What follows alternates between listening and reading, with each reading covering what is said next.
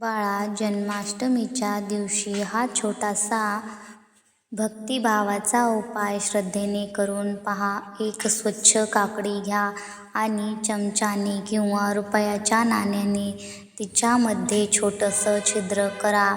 त्या छिद्रामध्ये श्रीकृष्णाची छोटी मूर्ती किंवा श्रीकृष्णाचे प्रतीक ठेवून काकडीचा तुकडा पुन्हा त्यावर झाकणासारखा लावा. मनापासून श्रीकृष्णाचे नामस्मरण करा आणि ही काकडी अशा महिलेला प्रेमाने द्या जिच्या आयुष्यात मातृत्वाची आस आहे. श्रीकृष्णाच्या चरणी तिची मनोकामना अर्पण करा आणि मनापासून म्हणा, हे नंदलाला, जशी तू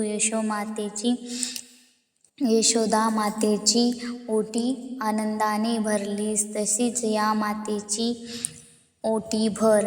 आयुष्यातही आनंद भर. श्रद्धा ठेव, विश्वास ठेव. राधे राधे. श्री कृष्ण हरे गोविंद मुरारी.